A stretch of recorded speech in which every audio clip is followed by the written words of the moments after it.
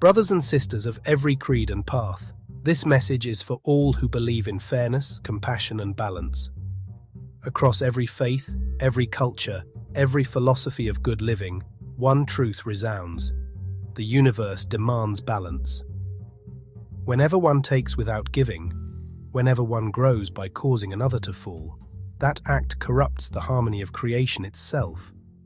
That is what all sacred traditions call usury, which is why every prophet, sage, and teacher declared it an abomination. In divine geometry, a circle, 360 degrees, represents wholeness. Every force within it must return to its source, completing the cycle. When we lend, we give part of our wholeness. When what was lent is returned in equal measure, the circle closes. But when someone takes more than what was provided, when interest is added on top of the principal, the circle is broken. The field of fairness is distorted. That distortion is what we call usury. It is not exchange, it is extraction. It turns brotherhood into bondage and transforms mercy into merchandise. The laws of God and nature do not tolerate this imbalance. When energy leaves the circle without returning, creation must correct itself, often through collapse.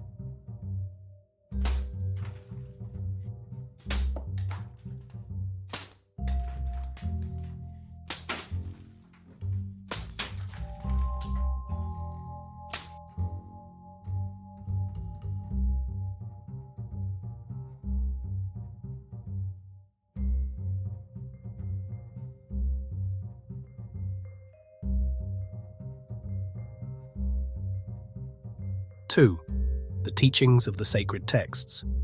1. The Torah. The Torah, the foundation of the Abrahamic covenant, addresses usury directly and repeatedly. These are not casual warnings.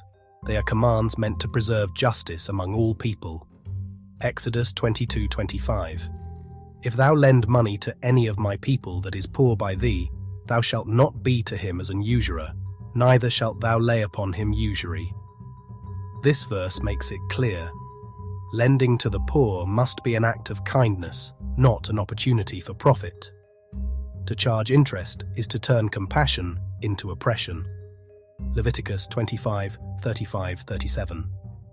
And if thy brother be waxen poor, and fallen in decay with thee, then thou shalt relieve him.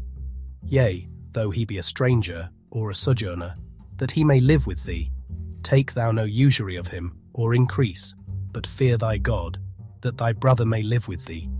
Thou shalt not give him thy money upon usury, nor lend him thy victuals for increase. This passage connects usury to the decay of community. It reminds us that helping another to live is greater in God's sight than gaining wealth from another's need. Deuteronomy 23:19-20. Thou shalt not lend upon usury to thy brother, usury of money, usury of victuals, usury of anything that is lent upon usury. Unto a stranger thou mayest lend upon usury. But unto thy brother thou shalt not lend upon usury, that the Lord thy God may bless thee in all that thou settest thine hand to in the land whither thou goest to possess it. This verse draws a sharp line between trade and exploitation. The covenant community was built on solidarity, not profit from a neighbor's suffering. Ezekiel 18:8-13:17. He that hath not given forth upon usury, neither hath taken any increase, that hath withdrawn his hand from iniquity, hath executed true judgment between man and man, hath walked in my statutes, and hath kept my judgments to deal truly. He is just, he shall surely live, saith the Lord God. But he that hath given forth upon usury, and hath taken increase, shall he then live? He shall not live. He hath done all these abominations. He shall surely die. His blood shall be upon him. That hath taken off his hand from the poor, that hath not received usury nor increase, hath executed my judgments, hath walked in my statutes. He shall not die for the iniquity of his father. He shall surely live. This is one of the strongest condemnations in all Scripture. Usury is listed among the abominations that bring death, not only physical death, but the death of integrity, the the death of balance, the death of the moral order. When people build wealth by oppressing others, their civilization rots from within. In Hebrew, the word translated as usury is neshek, which literally means a bite. It is the bite of a serpent, symbolizing the pain and slow poison of debt. Every time usury is practiced, the community is bitten, and its life force begins to drain away. The Bible continues this warning in both the Old and New Testaments. Psalm 15:5, "He that putteth not out his money to usury, nor taketh reward against the innocent, he that doeth these things shall never be moved." Proverbs 11:1, "A false balance is an abomination to the Lord, but a just weight is his delight." Proverbs 28:8, "He that by usury and unjust gain increaseth his substance, he shall gather it for him that will pity the poor." Luke 6:34-35, "And if ye lend to them of whom ye hope to receive, what thank have ye? For sinners also lend to sinners, to receive as much again. But love ye your enemies, and do good and lend, hoping for nothing again. And your reward shall be great, and ye shall be the children of the highest, for he is kind unto the unthankful and to the evil." James 5:1-6, "Go to now, ye rich men, weep and howl for your miseries that shall come upon you. Your riches are corrupted, and your garments are moth-eaten. Your gold and silver is cankered, and the rust of them shall be a witness against you. Behold, the hire of the labourers who have reaped down your fields, which is of you kept back by fraud, crieth, Ye have condemned and killed the just, and he doth not resist you." These verses link economic injustice directly with moral decay. They show that every system built on exploitation carries its own destruction inside it. 3. The Quran, riba.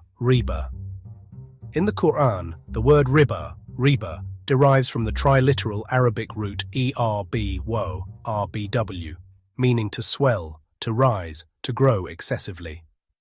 Classical scholars like Al-Raghib al-Isfahan explained that this word was used to describe unnatural swelling, the way poison or venom inflates the body. In other words, riba is not natural growth, it is toxic expansion. Just as venom makes the body swell and die, riba makes society inflate with false wealth and collapse into ruin. Surah Al-Baqarah 2:275-279. "Those who devour riba will not stand except as one whom Satan has driven to madness by his touch. That is because they say, trade is just like riba, but Allah has permitted trade and forbidden riba. So whoever receives an admonition from his Lord and desists may have what is past, and his affair rests with Allah.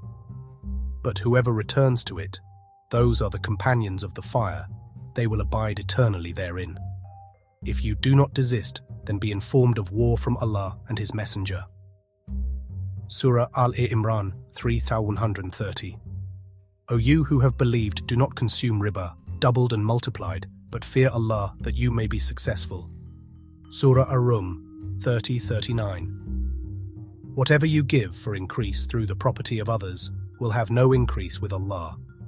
But what you give in charity, seeking His face, those will get manifold increase." The Quran makes a critical distinction between trade, bay, and riba. Trade involves mutual benefit and shared risk. Riba creates imbalance and domination. Thus, Islam upholds divine equilibrium through adl, justice, and qist, equity, meaning to keep the scales even. In Surah Ar-Rahman 55:7-9, it is written, "And the heaven he raised and imposed the balance, Mizan, that you not transgress the balance, and establish weight in justice, and do not make deficient the balance." This command is universal. It is the divine statute of equilibrium. Practicing usury is transgressing the Mizan, violating the cosmic balance itself. In Kemet, Ma'at was the law of truth and balance. Cheating the scales was a way to weigh down one's soul. "I have not diminished the measure of grain, I have not added to the weight of the scales." Book of Coming Forth by Day. In Hindu Dharma, the Bhagavad Gita warns, "The world is bound by action except those performed for sacrifice. Every act must be reciprocal. Profit without giving back is spiritual bondage." Taoist wisdom mirrors this in the Tao Te Ching. Heaven lowers what is high and raises what is low. Heaven's way is to take from what has excess and give to what has not enough. And the Buddha teaches, "As a fletcher straightens an arrow shaft, so the wise man straightens his mind, which is fickle and unsteady." Injustice is mental distortion. Justice is inner alignment. When the scriptures call usury an abomination, they are naming it something unnatural, an act that breaks the order of creation. God's universe thrives on cycles of giving and returning. Usury turns this into one-way extraction, causing stagnation, inequality, and despair. In scientific terms, usury behaves like a free radical, an unstable force that rips energy from others to stabilize itself. A free radical molecule steals electrons from neighboring atoms, damaging every structure it touches. Likewise, the usurer stabilizes his own scarcity by draining the lifeblood of those around him. Each usurious act weakens the social body, creating a chain reaction of fear, hunger, and resentment. The only antidote to a free radical is an antioxidant, an agent that gives freely to neutralize the damage. In moral terms, the antioxidants of civilization are equity, generosity, and compassion. Abomination doesn't just mean sin. It means that the act cannot coexist with divine harmony. It is the moral equivalent of poison in a bloodstream. When societies practice it long enough, they collapse from within. History has proven this, again and again. The Hebrew neshek means bite. The Arabic riba means to swell like venom. The Greek tokos means unnatural birth. Across languages, the imagery is identical. Usury is a spiritual infection, a parasitic growth that destroys its host. History shows that when societies ignore this divine statute, they fall. Babylon fell through endless debt slavery. Rome collapsed under its own interest-bearing burden. Medieval Europe nearly destroyed itself until the church forbade usury. Islamic civilizations thrived while riba was banned and declined when it returned through colonial banking systems. Modern economies repeat the same pattern: infinite debt, finite compassion, eventual correction. The law of 360 degree. All imbalances must be corrected. Every unreturned act collapses back into its source. Every excess invokes its equal opposite. Collapse is not divine punishment, it is divine restoration. The circle will always close.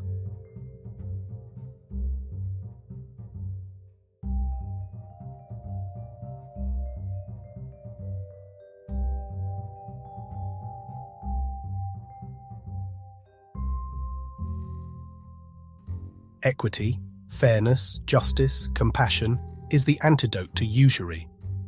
It restores what has been taken and realigns what has been broken. This is not about religion, it is about resonance with truth. Every act of fairness repairs the world. Every refusal to exploit strengthens the collective field. Whether we call it Maat, Dharma, Adl, justice, or love, the same law of balance sustains all creation. When you give freely. When you lend to uplift. When you prosper, let your prosperity feed the circle that fed you. Brothers and sisters, imagine before you the perfect circle, 360 degrees of divine balance. That circle is the law of God written in geometry. It is the symbol of completeness, the unbroken covenant of equivalent exchange. Every person, every soul, every nation lives within this circle. When you lend to another, you give a part of your circle, perhaps 30 degrees, perhaps more. And the circle closes when that brother or sister returns to you the same 30 degrees. Both of you are made whole again. That, my friends, is the law of whole making. But now imagine that when your neighbor has repaid you in full, you demand more, 10 degrees, 20 degrees more, calling it interest, increasing. What happens then? You are taking from what has just restored him. You are reaching back into his circle, stripping away the wholeness you were meant to help him regain. You make him incomplete again, and in doing so, you fracture the universal balance. That, right there, is the geometry of usury, the point where mercy becomes extraction, where compassion turns into corruption. And the scriptures are clear. The purpose of a loan to a needy brother was never profit. It was compassion. It was a restoration. It was the act of returning a fellow soul to his own 360 degree. To charge interest is to reverse that holy act, to unmake what God commanded to be made whole. This is why Ezekiel, the prophet of justice, declared that the one who hath given forth upon usury and hath taken increase, hath done all these abominations, he shall surely die. The death spoken of is not only the body's end, it is the death of integrity, the death of harmony, the death of the moral field itself. For when we live by usury, we kill the law of life. Some will point to Deuteronomy 23:19-20 saying, "See, the Israelites were permitted to charge usury to a stranger." But hear this truth. That passage was not a divine command to exploit. It was a test, a record of human frailty, not divine approval. Later prophets condemned that very exception because God's law is universal. Whether Israelite or stranger, whether kin or foreigner, the commandment of heaven is the same. Thou shalt not disturb the balance of the scales. For in God's creation there are no strangers, only parts of one great circle. When we charge interest upon people in need, we steal from the energy meant to restore them. We break the sacred law of equivalent exchange. We rob the borrower and the balance that keeps the world alive. So remember this image. A full circle, 360 degrees. You lend 30. It returns to you whole. The circle closes. Both stand complete. But add interest, and you cut into that circle again. You shatter its symmetry. The Lord called that an abomination, a deep distortion that invites collapse. Therefore, the divine law of wholeness demands one thing. When you lend, let it be for healing, not for harvest, for restoration, not for reward. Giving must lead back to balance, not away from it. The universe is designed upon this sacred truth. Wholeness can never be sold, only shared. Across time and tradition, the message remains unbroken. Do not disturb the balance of the scales. Do not take from others what you did not earn. Do not profit from another's pain. Usury was, and still is, the inversion of divine order. The Lord called it an abomination because it destroys what he made perfect. To live without usury is to live in harmony with nature, spirit, and one another. Let this be our law. Return to balance, restore the 360 degree, and reclaim the circle of fairness. This is the statute of the universe, the unbroken law of equilibrium written into every faith and every atom of creation. In conclusion, I'm saying this. If the Constitution declares that all men are created equal, then that statement is the most basic expression of the law of equilibrium, the statute of balance.